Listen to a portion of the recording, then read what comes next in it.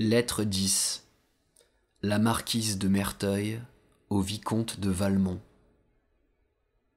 Me boudez-vous, vicomte? Ou bien êtes-vous mort? Ou, ce qui y ressemblerait beaucoup, ne vivez-vous plus que pour votre présidente?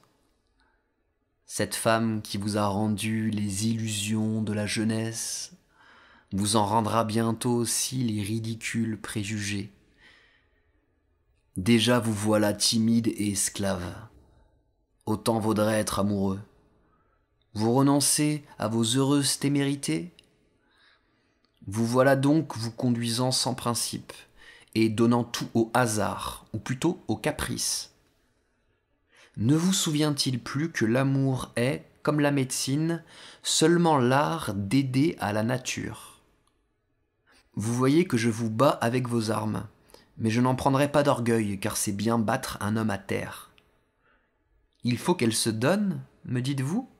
Et, sans doute, il le faut. Aussi se donnera-t-elle comme les autres, avec cette différence que ce sera de mauvaise grâce. Mais, pour qu'elle finisse par se donner, le vrai moyen est de commencer par la prendre. Que cette ridicule distinction est bien un vrai déraisonnement de l'amour. Je dis l'amour, car vous êtes amoureux. Vous parler autrement, ce serait vous trahir, ce serait vous cacher votre mal.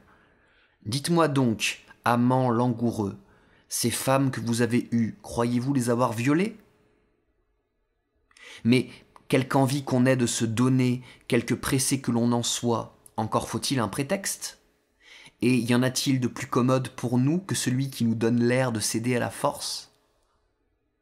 Pour moi, je l'avoue, une des choses qui me flatte le plus est une attaque vive et bien faite, où tout se succède avec ordre, quoique avec rapidité, qui ne nous met jamais dans ce pénible embarras de réparer nous-mêmes une gaucherie dont, au contraire, nous aurions dû profiter, qui sait garder l'air de la violence jusque dans les choses que nous accordons, et flatter avec adresse nos deux passions favorites, la gloire de la défense et le plaisir de la défaite. Oh!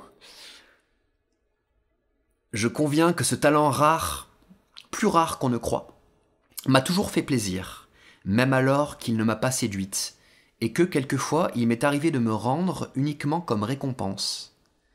Tel dans nos anciens tournois, la beauté donnait le prix de la valeur et de l'adresse. Mais vous, vous qui n'êtes plus vous, vous vous conduisez comme si vous aviez peur de réussir. Et depuis quand voyagez-vous à petites journées par des chemins de traverse? Mon ami, quand on veut arriver, des chevaux de poste et la grande route.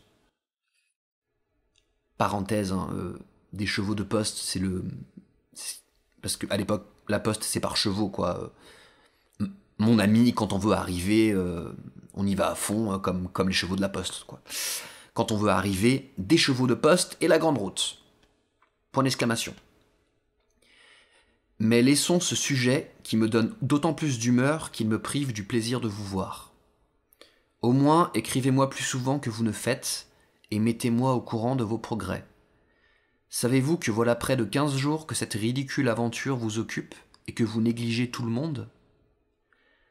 À propos de négligence, vous ressemblez aux gens qui envoient régulièrement savoir des nouvelles de leurs amis malades, mais qui ne se font jamais rendre la réponse.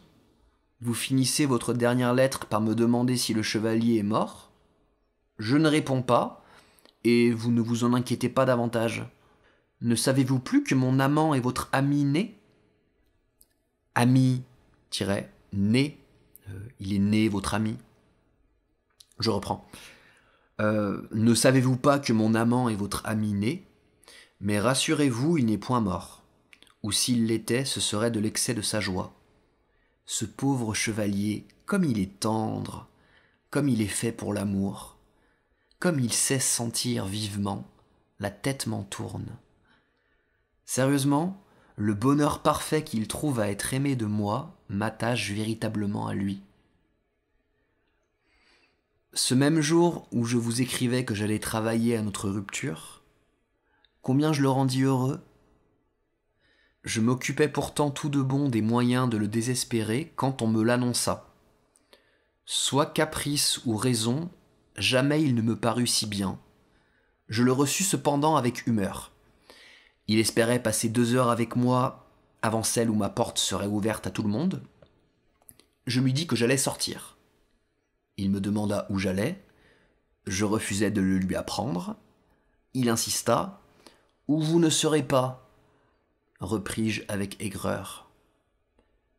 Heureusement pour lui, il resta pétrifié de cette réponse, car s'il lui dit un mot, il s'ensuivait immanquablement une scène qui eût amené la rupture que j'avais projetée.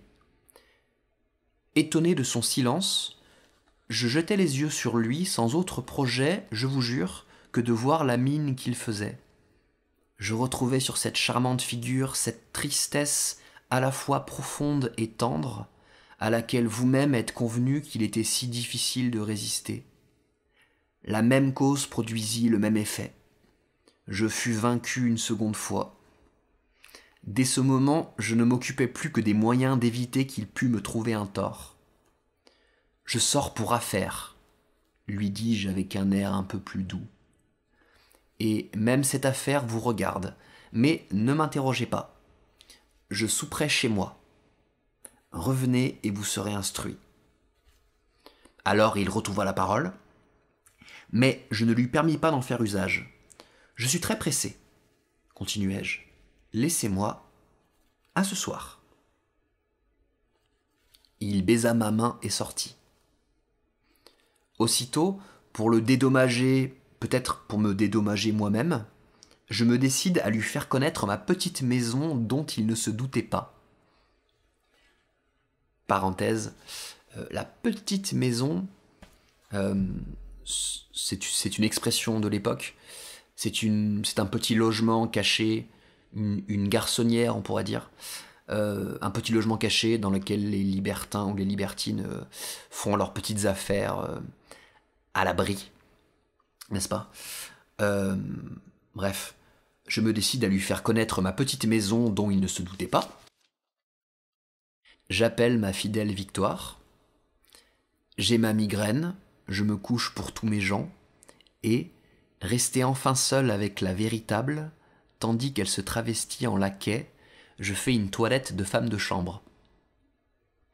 Elle fait ensuite venir un fiacre à la porte de mon jardin, et nous voilà partis. Arrivé dans ce temple de l'amour, je choisis le déshabillé le plus galant. Celui-ci est délicieux. Il est de mon invention, il ne laisse rien voir, et pourtant fait tout deviner. Je vous en promets un modèle pour votre présidente, quand vous l'aurez rendu digne de le porter. Après ces préparatifs, pendant que Victoire s'occupe des autres détails, je lis un chapitre du Sofa, une lettre d'Héloïse et 2 contes de La Fontaine, pour recorder les différents tons que je voulais prendre. Petite parenthèse, donc un chapitre du Sofa, Sofa c'est un texte de Crébillon, donc il y a les contes de La Fontaine, et elle dit une lettre d'Héloïse. Elle fait référence à La Nouvelle Héloïse, qui est un roman épistolaire de Rousseau, qui à l'époque fait un gros carton en France. Et en fait, c'est une des grosses inspirations de Laclos, quand il écrit ce texte. Clairement, il en fait référence tout le temps et tout. Et après, c'est une histoire de... Bah, c'est une jeune femme qui aime un homme, mais l'écart de classe sociale rend cet amour impossible. Et voilà, ce genre de... On la force à se marier à un autre homme. Ce genre d'histoire un peu typique. Je connais pas assez bien pour en parler plus, mais ça me paraissait notable de le dire. Voilà, je reprends. Je lis un chapitre du Sofa, une lettre d'Héloïse et 2 contes de La Fontaine, pour recorder les différents tons que je voulais prendre. Cependant, mon chevalier arrive à ma porte avec l'empressement qu'il a toujours. Mon Suisse la lui refuse et lui apprend que je suis malade. Premier incident. Il lui remet en même temps un billet de moi, mais non de mon écriture, suivant ma prudente règle. Il l'ouvre et y trouve, de la main de Victoire, à 9 heures précises, au boulevard, devant les cafés. Il s'y rend, et là, un petit laquais qu'il ne connaît pas, qu'il croit au moins ne pas connaître, car c'était toujours Victoire, vient lui annoncer qu'il faut renvoyer sa voiture et le suivre. Toute cette marche romanesque lui échauffait la tête d'autant, et la tête échauffée ne nuit à rien. Il arrive enfin, et la surprise et l'amour causaient en lui un véritable enchantement. Pour lui donner le temps de se remettre, nous nous promenons un moment dans le bosquet. Puis je le ramène vers la maison. Il voit d'abord 2 couverts mis, ensuite un lit fait. Nous passons jusqu'au boudoir qui était dans toute sa parure. Là, moitié réflexion, moitié sentiment, je passais mes bras autour de lui et me laissais tomber à ses genoux. « Oh mon ami, lui dis-je, pour pouvoir te ménager la surprise de ce moment, je me reproche de t'avoir affligé par l'apparence de l'humeur, d'avoir pu un instant voiler mon cœur à tes regards. Pardonne-moi mes torts, je veux les expier à force d'amour. » Vous jugez de l'effet de ce discours sentimental. L'heureux chevalier me releva, et mon pardon fut scellé sur cette même ottomane où vous et moi scellâmes si gaiement et de la même manière notre éternelle rupture. Parenthèse, une ottomane, c'est à l'époque c'est un lit. Comme nous avions 6 heures à passer ensemble, et que j'avais résolu que tout ce temps fût pour lui également délicieux, je modérai ses transports, et l'aimable coquetterie vint remplacer la tendresse. Je ne crois pas avoir jamais mis tant de soin à plaire, ni avoir été jamais aussi contente de moi. Après le souper, tour à tour enfant et raisonnable, folâtre et sensible, quelquefois même libertine, je me plaisais à le considérer comme un sultan au milieu de son sérail, dont j'étais tour à tour les favorites différentes. En effet, ces hommages réitérés, quoique toujours reçus par la même femme, le furent toujours par une maîtresse nouvelle. Enfin, au point du jour, il fallut se séparer, et, quoi qu'il dît, quoi qu'il fît même pour me prouver le contraire, il en avait autant de besoin que peu d'envie. Au moment où nous sortîmes, et pour dernier adieu, je pris la clé de cet heureux séjour, et, la lui remettant entre les mains, « Je ne l'ai eu que pour vous, lui dis-je. Il est juste que vous en soyez maître. C'est au sacrificateur à disposer du temple. » C'est par cette adresse que j'ai prévenu les réflexions qu'aurait pu lui faire naître la propriété, toujours suspecte, d'une petite maison. Je le connais assez pour être sûr qu'il ne s'en servira que pour moi, et si la fantaisie me prenait d'y aller sans lui, il me reste bien une double des clés. Il voulait à toute force prendre jour pour y revenir, mais je l'aime trop encore pour vouloir l'user si vite. Il ne faut se permettre d'excès qu'avec les gens qu'on veut quitter bientôt. Il ne sait pas cela, lui, mais pour son bonheur, je le sais pour 2. Je m'aperçois qu'il est 3 heures du matin et que j'ai écrit un volume, ayant le projet de n'écrire qu'un mot. Tel est le charme de la confiante amitié. C'est elle qui fait que vous êtes toujours ce que j'aime le mieux. Mais, en vérité, le chevalier est ce qui me plaît davantage.